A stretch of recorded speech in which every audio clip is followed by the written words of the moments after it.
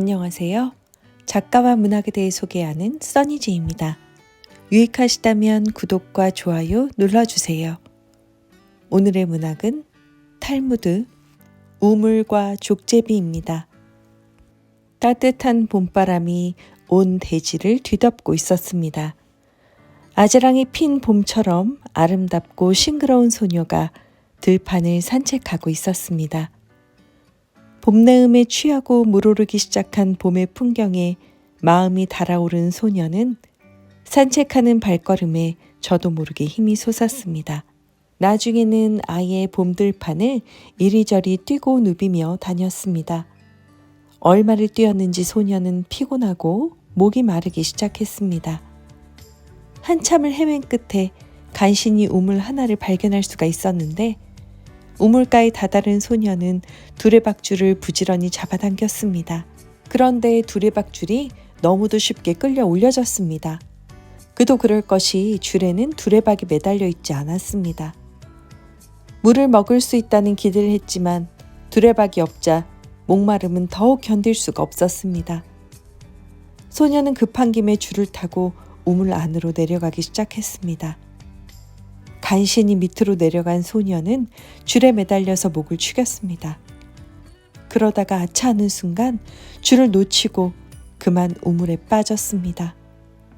그래도 다행인 것은 우물의 깊이가 소녀의 가슴 정도밖엔 되지 않아 간신히 목숨은 건질 수가 있었습니다.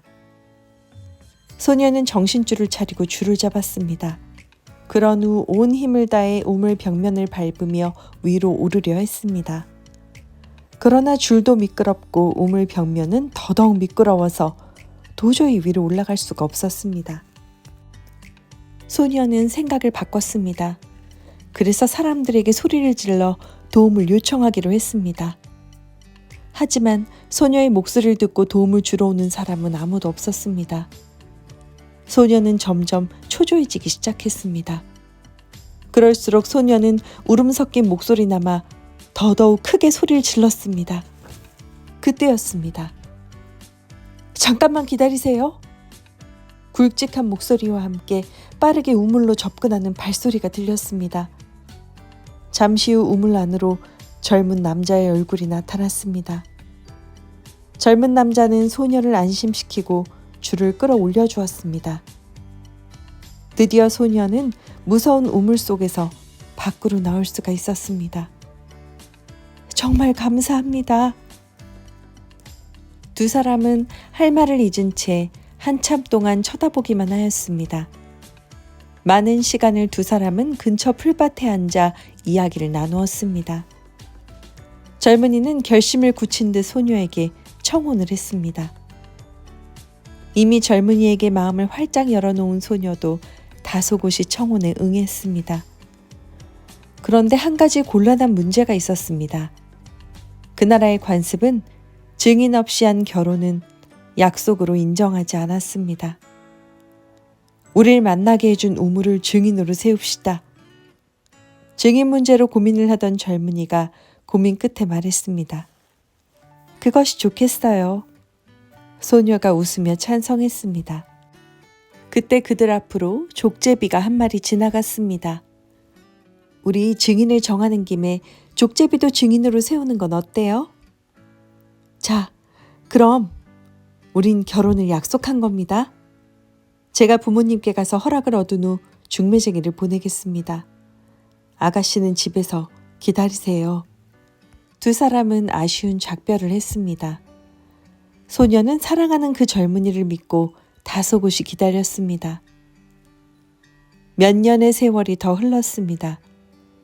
그 사이 젊은이는 소녀와의 언약을 잊어버리고 다른 아가씨를 만나 결혼을 했습니다. 결혼한 지 1년 만에 귀한 아이도 얻었습니다. 젊은이는 결혼 생활이 너무너무 행복했으며 그 행복을 유지하기 위해 더욱 성실하게 일했습니다. 어느 날 아이는 자신의 걸음마 솜씨를 자랑하려는 듯 풀밭을 뒤뚱거리며 걸었습니다. 그런데 아무 생각 없이 이리저리 걷던 아이가 그만 잘못해서 족제비의 꼬리를 밟고 말았습니다. 그 순간 화가 난 족제비가 아이의 목을 물어 뜯고 말았습니다. 꼬리를 밟힌 뒤 아이가 자신의 몸 위로 넘어지자 아프기도 하고 놀라기도 한 족제비는 순간적으로 아이를 문 것입니다.